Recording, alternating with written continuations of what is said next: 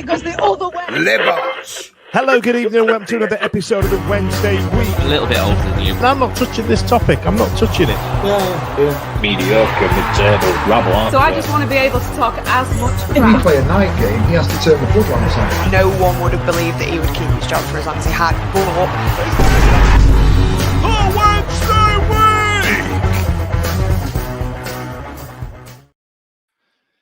Yes, we're back. Hello, good evening, and welcome to another episode of Wednesday Week. Footballers return to S6 in Sheffield in some kind of way, shape, or form, in which 10,000 people turned up in abundance, all under the guise of Liam Palmers Testimonial, came to turn up to buy their own version of the new away kit, as sported by Holly this evening. So, that's nice, isn't it?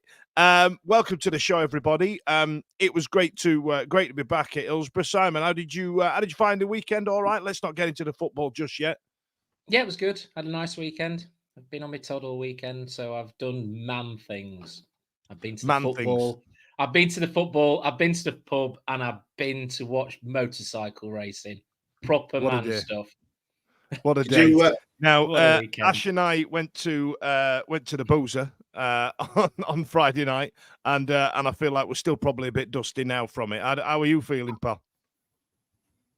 Well, me, I'm fine, but I wasn't drinking 2.5% German beer like you were, so I don't know how you even have a hangover.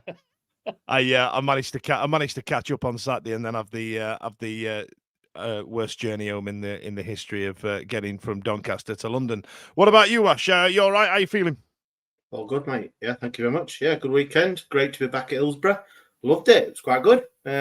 Spicy, entertaining, testimonial friendly. Well, we'll get into that. What about you, H? Yesterday a write-off, or are you feeling better, or what? I was fine. I did man things as well, like go to the pub and the football.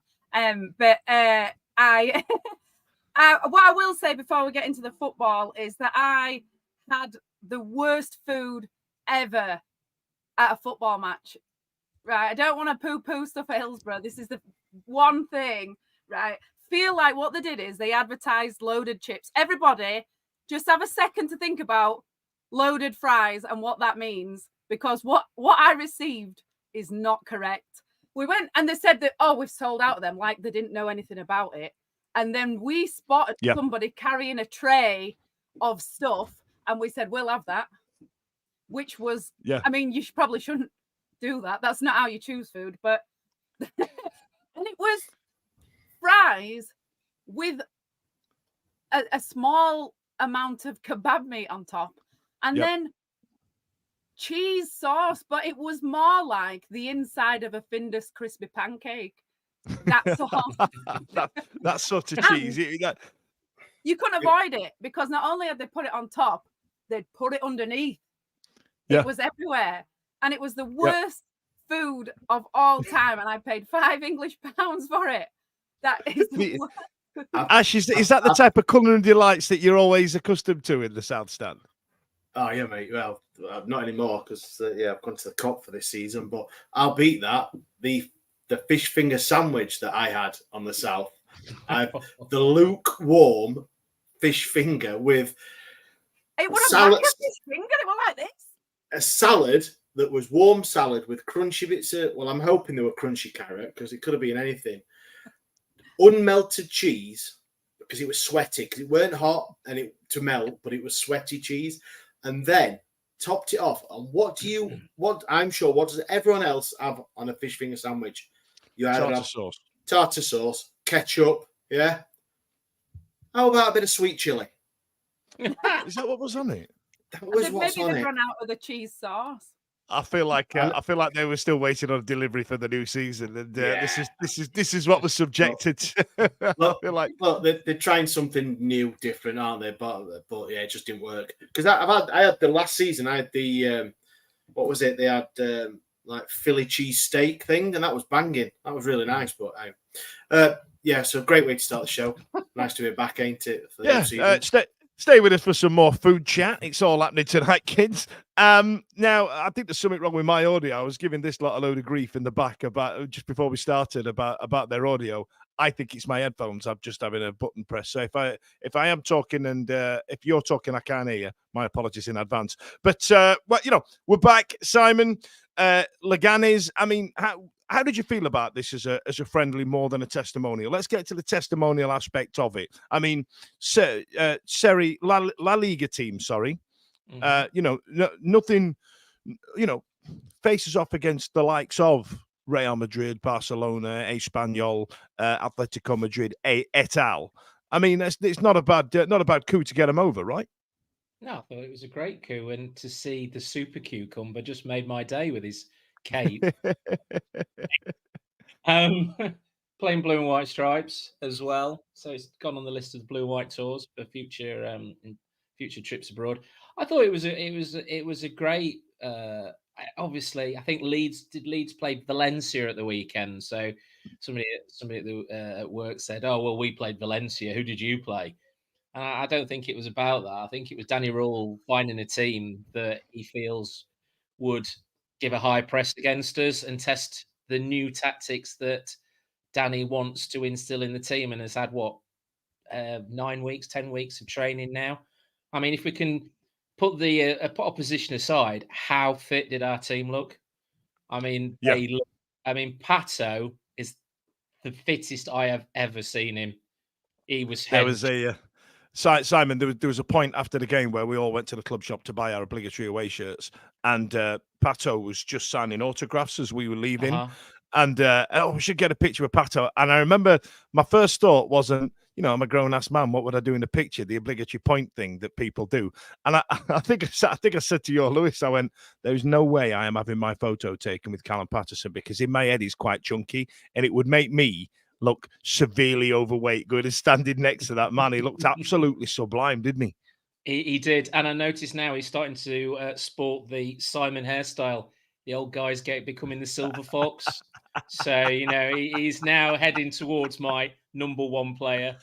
He never even played. He didn't even come on. So there you go. Is that what you're calling it? Is it getting called the Simon? Is that what it's going to get referred to as? I like it. I like it. Ash, you were involved in a little bit of the build-up for this game, and you told me a story about paying for them to come over, which I thought was quite a fun tale. I don't think we're crossing any boundaries by telling it, but if you could tell the folks, I think I quite like the shithousing.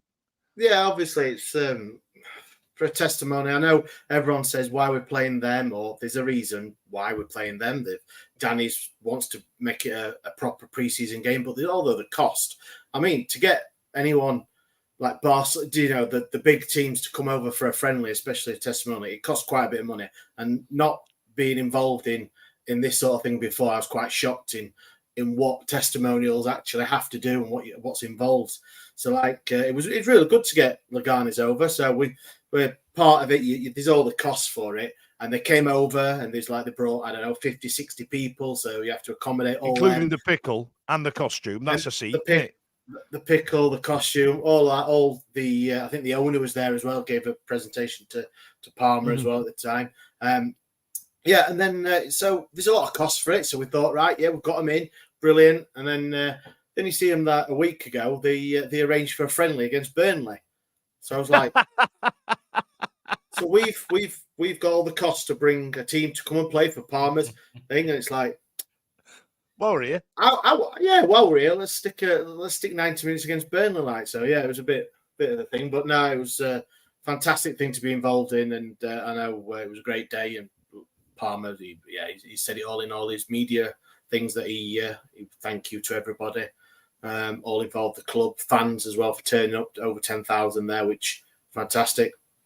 Well, I was going to mention that he'd sold 3,500 tickets and then came on this show and then sold 10,000. So, I'm gonna, and nothing to do with the fact that everybody wanted to watch some football. And I think it was you that mentioned last week, Holly, that the wait for football had got quite long this time round. I mean, were you happy to be back? I really was. And I know I understand the purpose of playing who we played and stuff, and I understand what Ash is saying about the process of how testimonials work and stuff, but I don't know if I've got it in my head differently, but I don't think that's how testimonials used to be. Didn't they used to be like previous players that have played with that person and a bit. And I don't get me wrong, the build up to it, the ex-player videos that talk to Palmer, the program looked really good from what I looked over that little girl at the side of his shoulder. That looked great. And the build up to it was great. The Palmer interviews have been great, and I really, really do think that. And the Pete McKee picture, I like that. But the game itself just had a hashtag of Palmer testimonial, didn't it? Really? But then it was Richard Wood's testimonial as well. At Donny, and they played Rotherham, and then that was the same. He got subbed after 47 minutes, and it was just a friendly. So maybe I've just got it in my head that it's more than what it actually is, and it's a week before the season. So can we expect him to be doing like a farty play against your mates game when he's an integral part of our squad? Maybe I'm expecting too much. I think a lot of people turned up for it because it was the testimonial rather than because it was a friendly. As football starved as we are, I think people turned up for Palmer, and I think a lot of people who couldn't make it wanted to sort of pay to watch it to support Palmer and show that they love him and stuff. But the actual match was very separate to the build up and the testament. I don't want to poo-poo it at all because I thought it was great. I just think he deserves a game with his pals. Yeah. It was supposed to be his testimonial. It was supposed to be in COVID year. Obviously, that got poo-pooed because of COVID. So that would have been the 10 years. And then last year, it was supposed to be last year, but all this what happened in the summer and not knowing what was happening, then obviously but everyone things that will come this year. And then it took a bit of obviously because Danny Rowe still wanted a full-blooded friendly, still pre-season. And I think Liam Palmer did say in his thing that he didn't want that either because he's still playing. He's still a massive. Yeah. So it's still his preseason as well. I'm sure that once he does hang up his red and white, bloody hell, blue and white, Jesus, blue and white boots, then he will have a full-blown proper old boys testimonial. Oh yeah, that's not to say that I don't think that Liam Palmer. We've said this loads of times over the years of the podcast that is like the top professional. So I don't doubt that he didn't want a competitive match. But it's not about Liam Palmer. If he's Mr. Sheffield Wednesday, you're Miss Sheffield Wednesday. Is that you should have an input in everything that happens. Admit it. You wanted Nuhiu to come on at some point, didn't you? Nobody in that stadium didn't want Nuhiu to come on. I think the last testimonial I went to at Hillsborough was Hursty's testimonial, I think back in 2000. And he had any since then, though. No, I don't think we had. And there was a similar crowd, about 12, 13,000, I think. And it was an all-star 11, and Ian Wright played in it, and it was just like an all-star 11 that they played against, but that was in the twilight of his career, I seem to remember. And it was sort of, I think it was sort of part way into the season as well. Bear in mind, I think Danny's used this as a friendly, hasn't it? We've had very few friendlies in the UK with the first team have played. What was it, Alfreton? And I think that's the only one they've had. Whereas last year we had York, Chesterfield, and then Luton. We played Luton, didn't we, at home? So I think no idea. It was the first time that a lot of us have managed to see a lot of these new players for the very first time because they've been at St. George's Park and then they've been in Germany, haven't they? So that also helps for the attendance. Yeah, it really does. And let's not forget, I think Liam Palmer did say actually as well that he'd rather it be, because of the time of year it is, he'd rather it be a competitive, work on fitness rather than, a nod to the old boys, which I'd have loved. Don't get me wrong, and Holly's right. If Nuhiu had come on, I'd have lost my mind. But Holly didn't like it because that's the best view she's ever had of the pitch. Yeah, I can see what we're happening. Raging. Rages you. Now, let's get into the football because I've got a few talking points. My apologies because I've written them on my phone, so I'm going to have to get them on. I was a bit frustrated, and I noticed there's a couple of comments in reference to this, Simon. I shall probably put them up. I was a bit frustrated not to see a lot of the new signings in Chalobah, Svante Ingolson. There was another couple that just didn't play. I was a bit frustrated to see that. Do you reckon there's more to it, or they just went, I'm not playing in that? Well, yeah, good question. I did expect to see some of the new signings on the bench, but there wasn't anybody on the bench. It was Patterson and the young. McNeil, is it? He was on the bench, wasn't he? And he came on. But there was really sort of Cadamatri and Patterson, and then the rest were the kids. I don't know what the reason was behind it. They played the Premier League against Rotherham the day before. Oh, did they? Yeah. No. Did Chalobah and some of the new signings played. Ah, right, okay. The one that we lost to, was it? No, did we not lose that one? I don't know. I think it was 2-0, was it? Yeah. So that might be the reason then that they played in that the day before. So I would like to have seen them, but from what I did see of the new signings that played on Saturday, I was quite happy. Let's say. I thought a couple of them looked lively. I think Lowe looked like he clearly played a higher level for a significant amount of time. Now, Ash, I'm going to come to you on this because it's something that you've brought up. You brought up it on this show last few years, and that everything has to have had gone through Barry Bannon. Most of the football has to go through Barry Bannon, and I didn't get a sense of that. I thought Barry had a good game. Don't get me wrong. I don't feel like he phoned it in, but and he's a winner, and he wants the ball. But there was another game plan in that game against Leganes. Did you not feel that, or have I completely misread that? No. I think we've said before with the way Danny's trying to get the team to play. There is certain game plan that he has got a certain way, and he said in pre-game interviews and post-game interviews about playing out from the back. That's the way they're going to go. But you could see Bannon did drop quite deep, and he played a couple of beautiful passes, one straight down the middle and one out from left to right, which we've seen him do for the last God knows how many years. So I do think Danny Rule's going to have a way of playing that might not suit Bannon as much, but then we might see a way that Bannon might play being used a bit more deeper, but not with the long ball, because obviously they're going to play out from the back, and I think Bannon is going to be the one that's taking it. He's going to take it off the centre halves and turn. Come on, he's getting a lot of miles in legs now. There is going to be some sort of phasing out, even though he's still got it, and he's still probably the main man. But I'm going to love whoever's going to take over from him. I think it's time we have got a plethora of attacking options, especially with the young guys. So I'm looking forward to it. But I think I quite like the game. I know it was testimonial, but I didn't think Palmer was in the game that much. Bless him. But hey, it's his game, so he can do what he likes. He could have walked around doing naff all.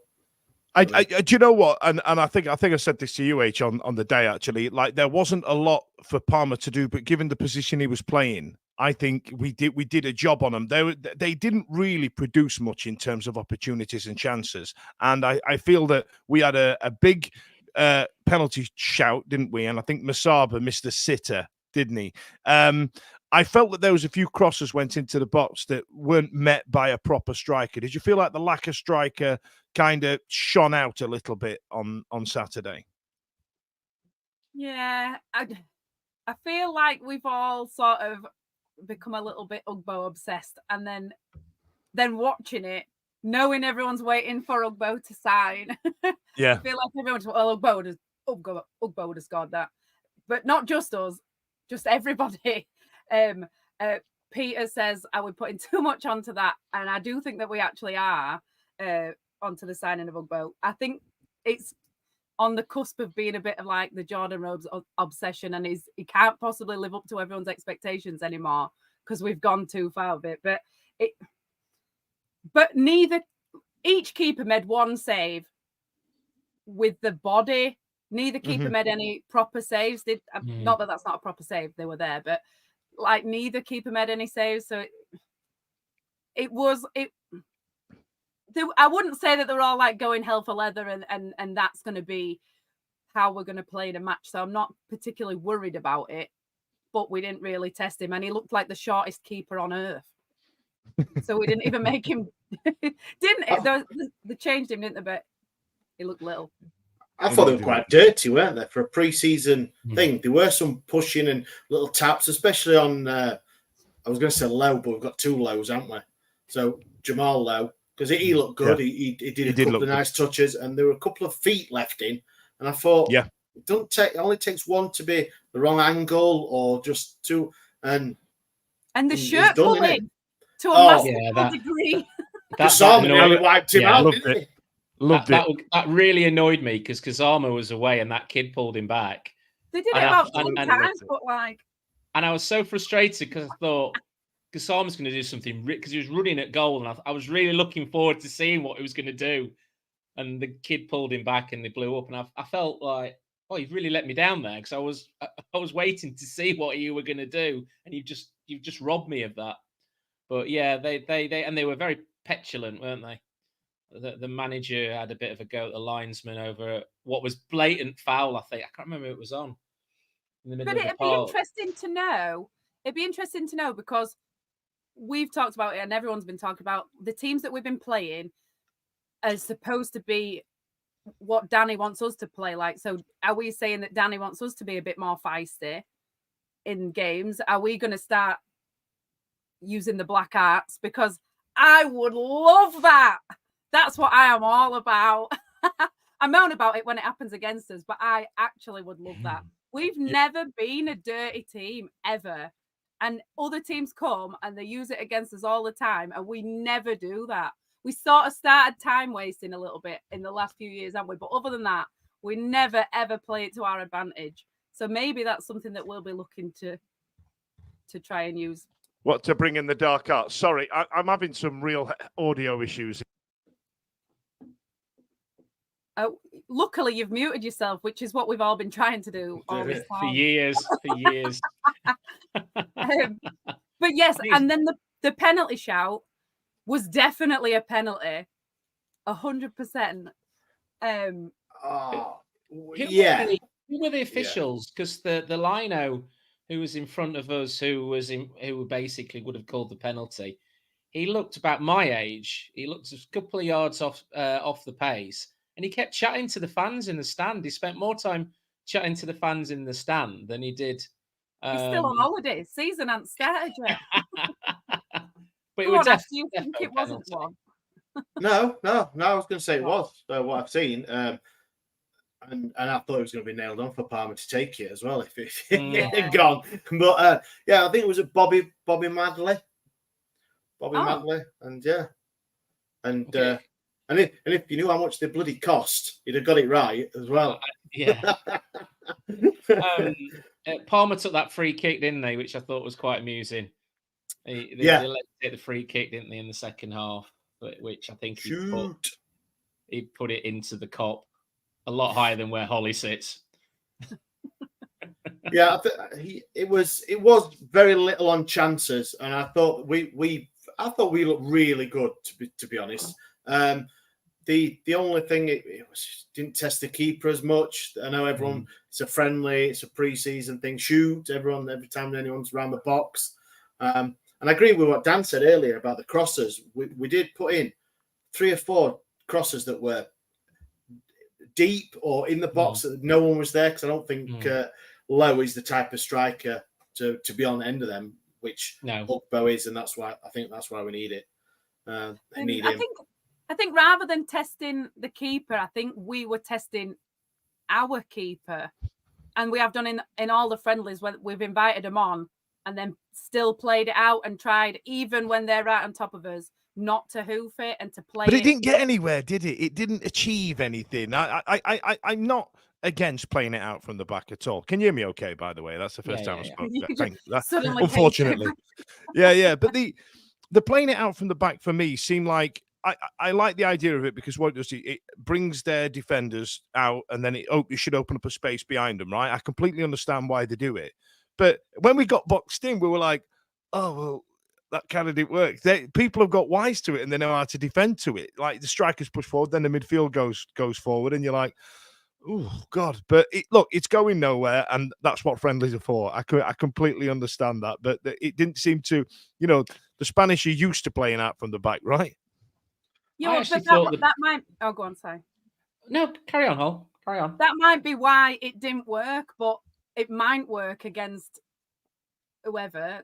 Preston. It might work. And that comment just then about people moaning about it, that you're going to have to get used to it. And I know people moaned about Beadle last season and that mistake that he made at Leicester and stuff. He's going to make mistakes. It's going to happen.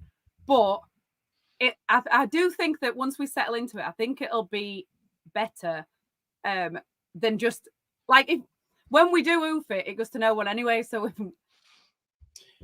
I actually thought that our playing out from the back was really good on Saturday. I actually thought that he's obviously been coaching it into them since we came back. I thought Beadle looked a lot calmer on the ball. There was a couple of times where he got closed down and he picked a pass to Valerie. And I just thought we looked better. With the passing from the back, we look more confident. And obviously, you're right. We can't hoof it up front. Jamal Lowe's not a target man. I mean, I thought he was his ability to turn with the ball, like literally immediately from receiving it and then turning against the defender, is superb. I haven't seen somebody with quick feet like that for a long time up front for Wednesday. But I do really think that the playing out for back looks far better than what I saw last season, and I think he's really coached it into them. But is it different when there's no fans behind it? Well, I don't know. There was some polite clapping. Ash, I'm going to come to you on this next one, by the way. I'm having an absolute AV nightmare here now at the minute. I've got the green screen's not lighting up. I don't know what's... Oh, that's a bit better. Ash, I'm going to come to you on this one. I've got to talk about Gassama. Now, we had a few comments about Gassama, Silky running through, and it is amazing when he gets his head down and starts going. I find it really impressive to watch him go. Like, go on, that's absolutely banging. But I just feel he holds on to it one touch too more. He gets into one touch too much. He gets into a wonderful position and then goes, no, I've done all the work. I'm going to finish this. And inevitably runs into trouble. Is that just me being over harsh? Because I tell you what, there's definitely a player in there, right? No, I totally agree with you. I think him and Masaba have been guilty of that. Masaba not as much. I think in the last 6 months, I think he's really changed that. But Gassama definitely, especially on Saturday. I think you're right. He did pick it up, and I think he could be. You know, when Pervader obviously came January, he was the one that he got you on edge of your seat. He thought somebody's going to. I think Gassama is going to be like that for us. If he doesn't have to do it all himself. He could take a 20-yard, two people, and then lay it off, or pass it inside and make a run. And it's. Sorry about that. Is that that dog outside yours again, Ash? Yeah, it's miles away, that bloody thing.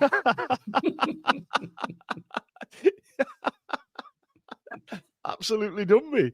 That's done me. Yeah, just to follow on from what I was trying to say, I think somebody just needs to make him realise that you can be the hero by passing it. It don't have to all be you. And I know it's easier said than done, isn't it? If you've gone past 4 people, why not try a 5th? But he does tend to run down a dark alley with a blindfold on, and when there's people in box waiting for the or in better positions, or even he could pass it and then he'd get on the end of it again, but he just don't even. It gets to a certain point on the pitch and he don't even look. Yeah, and it's always that point where he should get his head up and have a look. And you're right, you can be a hero doing a pass. You know, like if we look at Masaba doing all the work for Ugbo's goal away at Millwall, for example, he did a lot of running, and we all knew that it were him, and Ugbo just tapped it in. You can be the hero by being the supplier. But then again, how many goals did he score? And everybody loves him for what he does, but he doesn't score that many, does he? And I just and and other wingers or fast players that we've had haven't been the best scorers, but you can be the hero by making the best of it, really. No, exactly right. You're right. Sorry, I just got a comment there from somebody who used to go to school with me and Ash. How's it going, Dan? You all right? But yeah, Ash. Sorry, say again. Oh my God. I'm really struggling here. Honestly, I'm at 6s and 7s. Normally, like some stand-up comedians have to sit and rest and just focus their mind. I was having a nap like 10 minutes before we went online, and that was a terrible idea. I'm all over the shop. Go on, Ash. Get me out of this hole. Tell us what the people outside there are saying. The dog, he's yapping like a good one. Scotch 24. It may be an age thing. Hopefully, Danny will teach him, and his end product will improve. Obviously, I do talking think about that. Kasama. I do as well. I do think he's naive and he's young and he gets giddy. And then we all get giddy when he's running with ball. We're all going, go on. Yeah, we shoot! wind him up, don't we? And then he shoots. Yeah, Go oh, why did you shoot? Everything you do is fantastic, Jeddy. Keep going, son. That's great. What are you doing that for? I think what we saw on Saturday was we've been waxing lyrical about the new signings we've got, but we've got two little gems there, haven't we, in Gassama and Masaba? And it's now Danny's had again a preseason. I'll keep going on about this preseason and I spoke about it last week. I don't think we've ever had a preseason, not even in my memory, of something so professional and so planned than we've ever had before. St. George's and then going to Germany and looking and I'll go back to the coaching team that it's not just Danny Rowell, it's all the guys who coach underneath him. And you listen to the interviews and they've been worked really hard and that will have benefited the Gassama and Masaba. And you're right. I thought they were both slightly guilty of being a little bit greedy on Saturday. But also as well, Masaba seems to have bulked up. He seems to have becoming a man now. Obviously, he's moving away from the kid sort of build. He's getting stronger. He seems to be getting stronger. And I think he's going to be a shining light this season. He was pretty good last season, let's not forget. Yeah. So I think this season we're going to see him step up another level.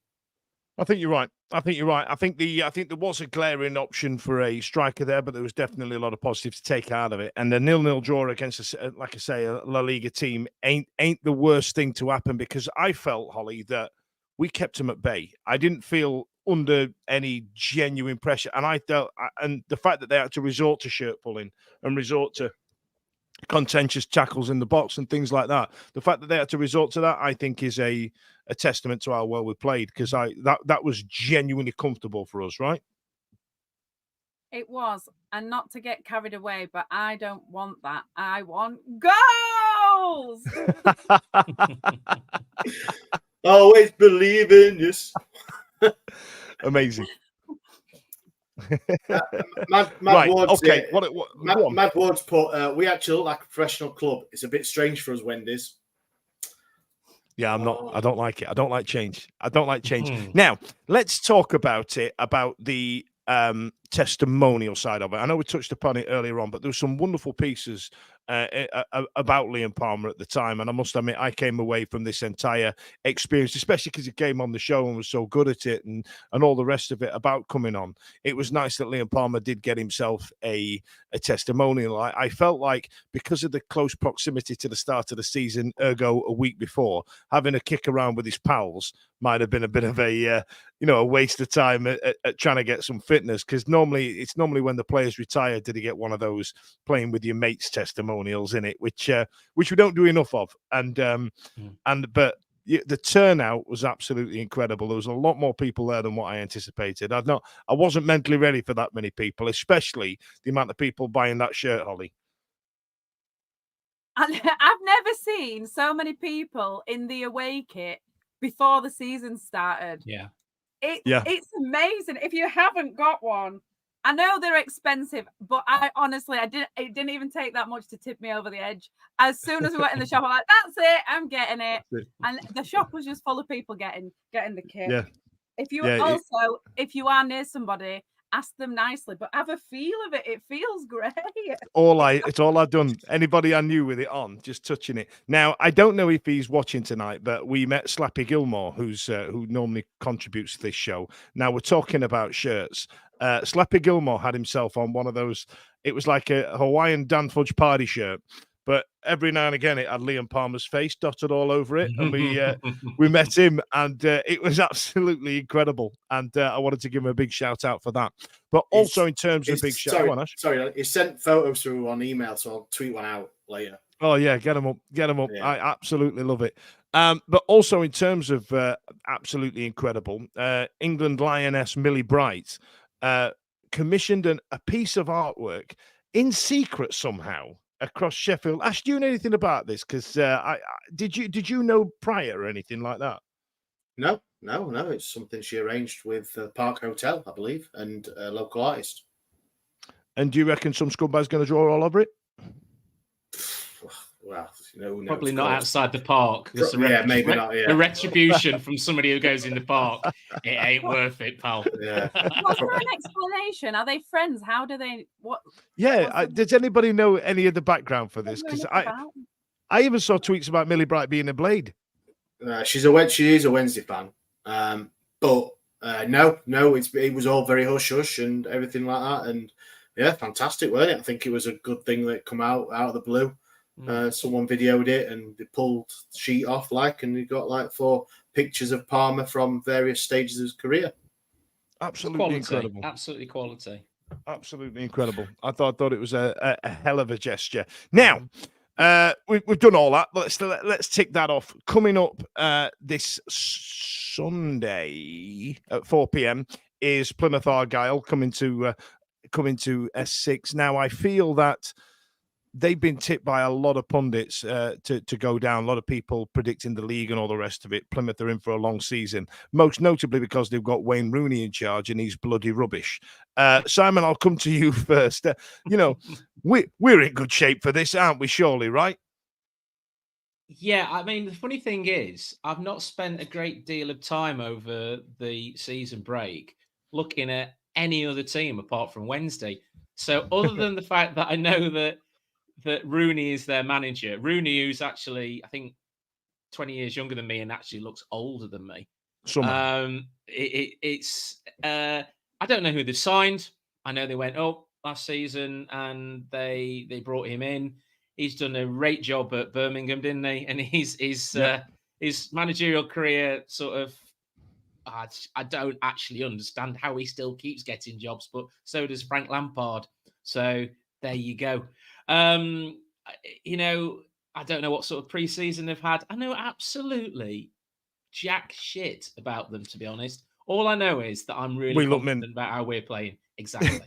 and that's it, isn't it? And Holly, you'd say the same, right? I mean, we've even got look at the shape that Callum Patterson is in. We're going to win the league. Firstly, Plymouth need to widen their Tinder search for managers because the 4 Scouse managers in a row is too many. Look somewhere else. Their location needs changing. Yeah. They're robbing Wi-Fi from a Scouse-based company that's got their servers up and they're like, yep, that one. They're nearby. It was nearby.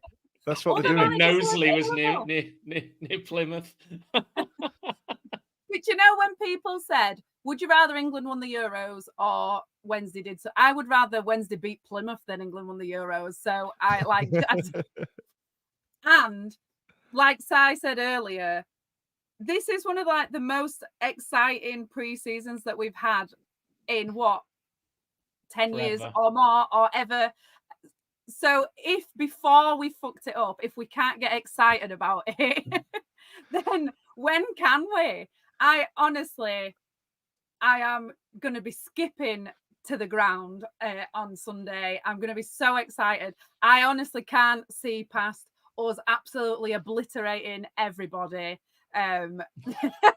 With the whole pre-season's been brilliant.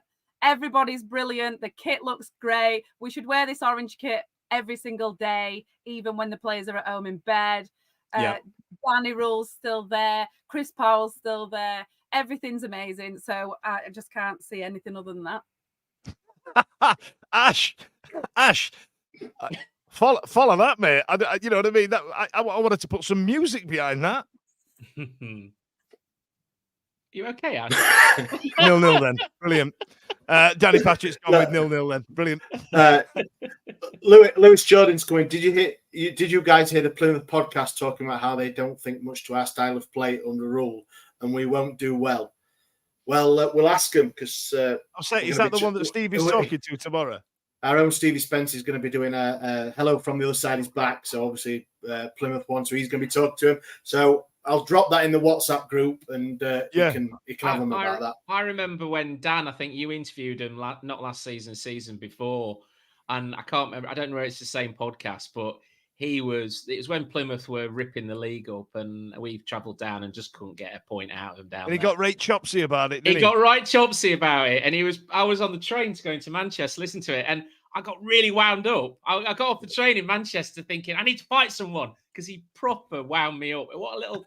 I imagine he's very small and doesn't get out much from his mum's basement.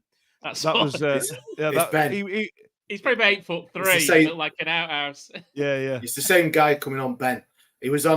Ben was all right. It was the one earlier on in the season. Ben, he's all right. The one earlier on in the season, the ginger fella, but he got really chopsy early doors when they were doing quite well, and we'd not won we're going to game. Yeah, we were still under Cisco, weren't we? Yeah. The thing is, their podcast will be having the same conversation because, again, before anything's happened, you've got to get excited about it. So they listen. If they're not sat there on their podcast going, "I do not fancy Sheffield Wednesday this season," like, come on, man, who wants to play them? I'm gutted. We've got the opening day against them, my barber. Get me a Cornish pasture or something or nothing. Yeah, something like that. That's what they talk about. Now, who was it posted that? That Lewis Jordan. So Lewis Jordan said, "Did you hear the Plymouth podcast?" Lewis, can you find that tweet for us and can you tag us in it? And I tell you what, I'm going to have that clip ready for Stevie tomorrow to play and go, "Is this you lot? Are you on crack?" You know what I mean? Don't do it. You're tempting fate. Yeah, because I was gonna. I'll change my. Oh, no, after Holly's rousing speech, Simon, do you think? And I'm going to have to ask him. Like a bit of TalkSport radio here. Do you feel that we are mentally prepared for being a bit shit this season? Like, what if it don't work? Like, is anybody ready for that? It's. I have never felt this positive since sort of the Trevor Francis days, even the David Pleat days. I've never felt this positive, and that time we had a side that was immense, wasn't it? But then you go on TikTok and I think Gabriel Sutton and the podcast he goes on, who are your dark horses this season? Sheffield Wednesday. And I'm just sat there going, this is just going to all turn to shit, isn't it? It's like even people are saying with the dark horses, and then predicting, I reckon they'll finish in top 6. And all I'm thinking is by Christmas, we're going to be in the bottom 3 and we're going to look absolute dog shit. Nah, get on board with it. So what I'm doing, hold on, guys. Hold on to your hats, boys. Hold on to your hats, boys. What I'm actually doing is I'm thinking the worst, but knowing we're gonna tear that effing league up big style. You see. But then if it goes shit, I'll go, told you so. Yeah. Outwardly. Ash, normally, come on, you're normally the voice of reason on this. Are you mentally prepared if we're not top of the league by like Christmas? Oh yeah. I don't think we're going to do that good. I am secretly hoping for top 12, top half. Yeah, I think that I'd take top half. It's very rare that, obviously, very very rare you get a Ipswich that do up straight. Southampton did, I think Norwich didn't they? So you've got 3 teams there with infinitely more money than us. Ipswich have split. So I'm being a bit cautious. Oh, of course, I'd love it if we piss it every week and we're playing some lovely stuff and all that. Of course we are, but yeah, it's not. I don't think it's going to happen. I just don't think we're mentally ready for it, though. I think that there's such a feel good factor around the club right now that I think as a fan, if you try and put your allegiances aside and look at the league, I don't think that there is the teams other than probably Leeds.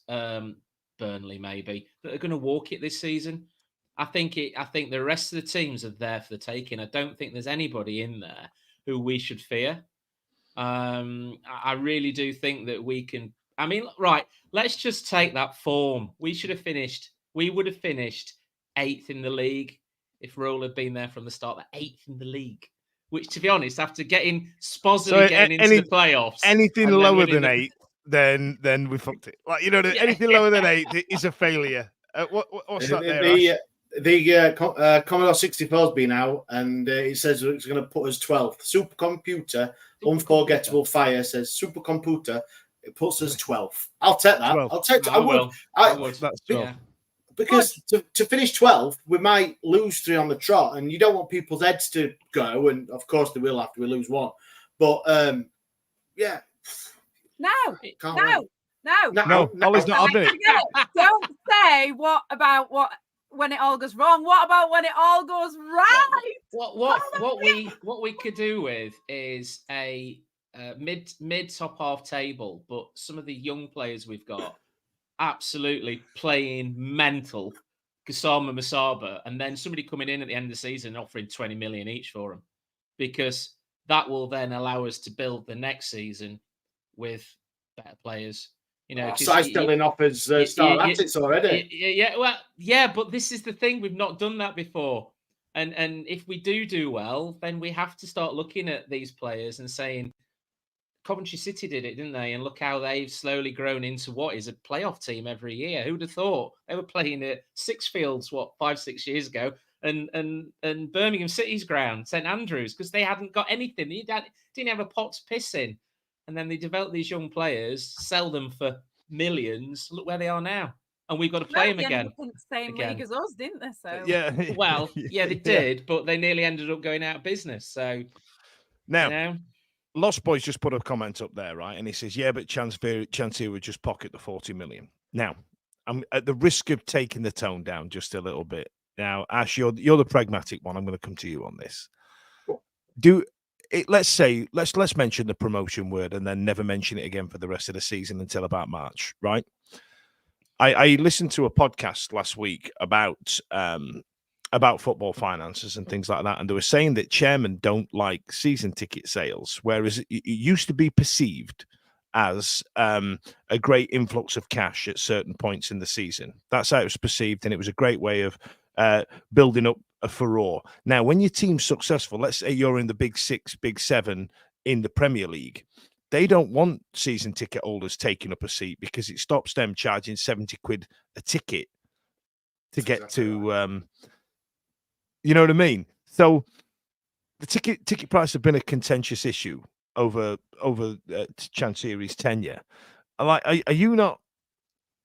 Like, come on, Ash. Come on. How do you feel about it? Like, you know what I mean? I'm going to put you right on the spot. Are you one of those people that goes, look, you know, you want a successful club, you've got to pay your money, and I know I've just absolutely turned it on its head because according to Wally, we were winning the league not 3 minutes ago. But like, there's a danger proper here. Stitch me up here, Dan, haven't you? Proper stitch me up. Sorry, mate. I tell you what, it is. I think it's documented. That Chansiri doesn't want season tickets. I think a lot of owners don't want season tickets. They would rather pay for where you are in the league. That's fine. So if you're playing the bottom of the league and you pay 20 quid or you're losing 10 on the back, you pay, but you know that's not going to happen. It will still be 45 quid, regardless. So I think season tickets, people do want, and people are in that. Dan, you've said all the time that they just want to know what they're doing, where they are. The habits, aren't they? Your habit of buying season ticket. And we say every time that the renewals come out, how expensive they are and how many different bands there are of season ticket. Because, one, I would assume that Chansiri gets his money, said January the 1st, and then for 2 weeks, everyone buys them tickets. Because then if he just keeps them on sale, it won't have no income in January. They'll just wait till the end of May when they're going off sale. Everyone will buy them at the same time. Yeah, because with our season tickets, we've essentially paid for all these players that we've just got in this season, right? So Chansiri might, I might be doing him a disservice by asking that question. But Holly, Simon, can we just have a big round of applause for Ash for fielding that question? Because I gave him no warning that I was going to talk about that, and I feel like that was quite a solid answer. I think Dan Hillsborough though there's still an awful after the season ticket sales. There's still an awful lot of seats that we can sell at Hillsborough. Absolutely, absolutely, because it's such a big stadium. Yeah, it's not as if we've got a waiting list for season tickets. It's not as if they're rocking or shit. You know, he can still charge what he likes. And you know what? If we do well this season and we're pushing towards a playoff place, people will buy them at the end of the season. People will come. And that's why I think I'm not speaking for Wednesday fans. We do not speak for Wednesday fans on this pod. But I think that's where people do take a gripe with, because they'll what is it? Is it 55 quid the most expensive ticket? I think. So if you're paying 55 quid and just say we are top 8, top 7 towards the end, the last couple of home games will sell out at that price. And it's just madness into that people are going to be spending 55. Hold on to your hats, boys. There's a guy I know, he's a member and he's bought an adult and a concession ticket for the Leeds game, and it's £100. Good Lord.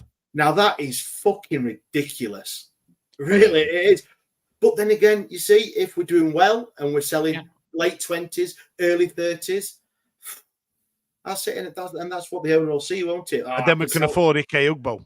After all that, it's a tough one, and it's going to be a thing we'll no doubt discuss, and fans will for seasons to come. Even with the new owners, if we get new owners, I'm sure every club has this. Yeah, sure you know what? Look, I don't want to put Chancery in the fact that this is what I've heard he's going to do. That's not what I'm saying. I just feel that the temptation might be there.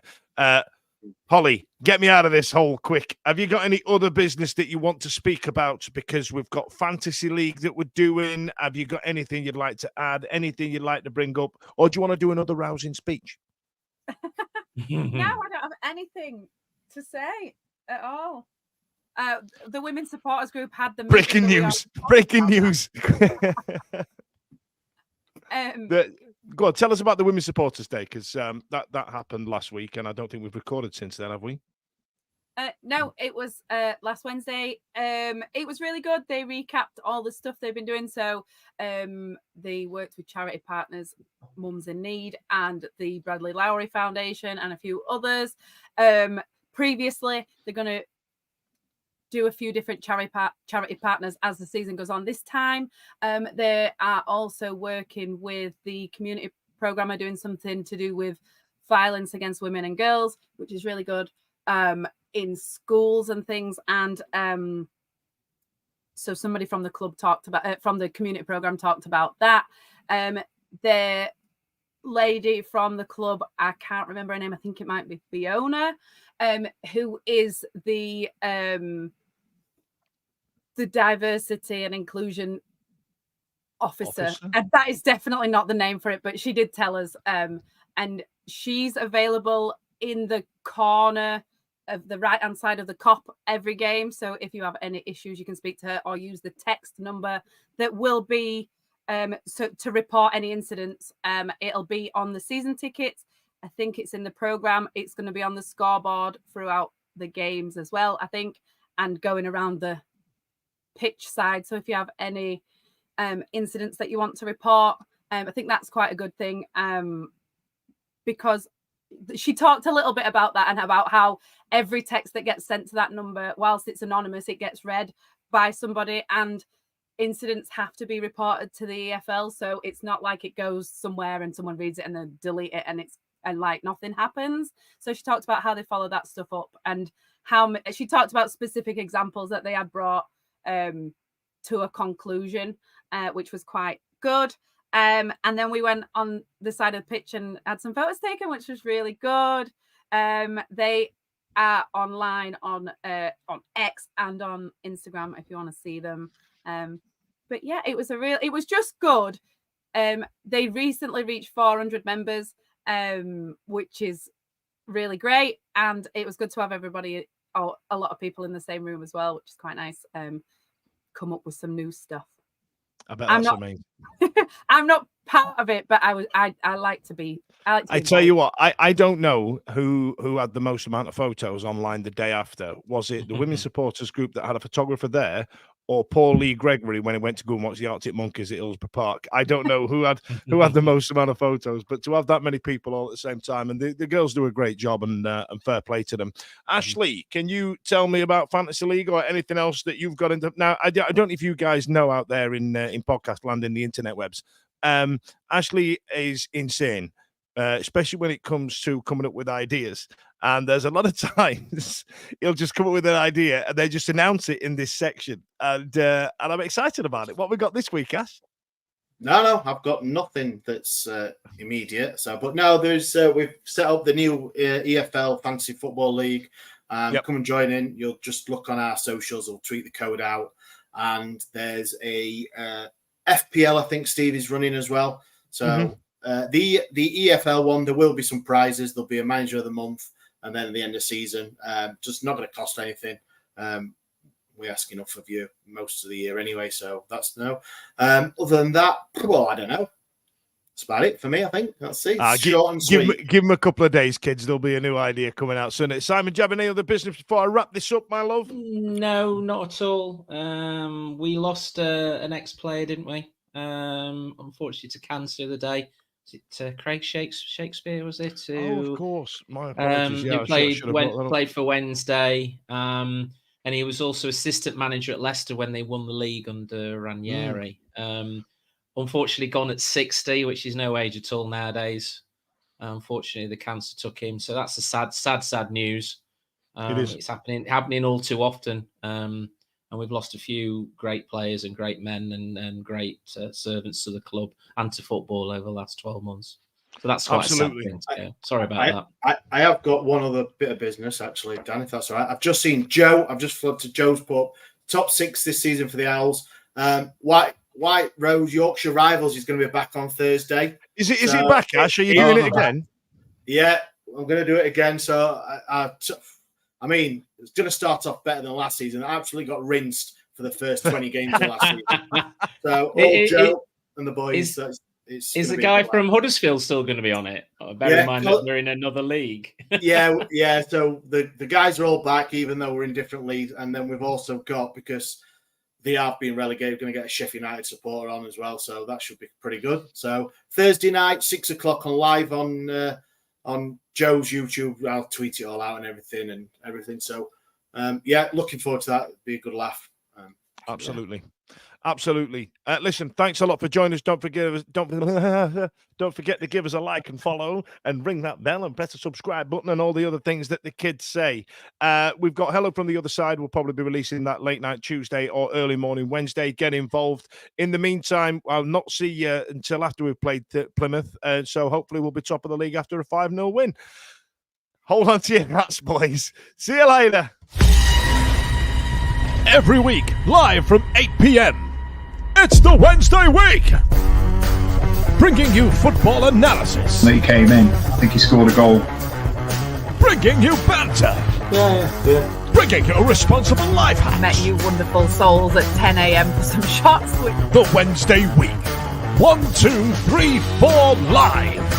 Available on all social medias. Obviously, this goes out on YouTube and as well as all the other social media out there, podcasts, etc. The Wednesday week 24-25 season. Join us.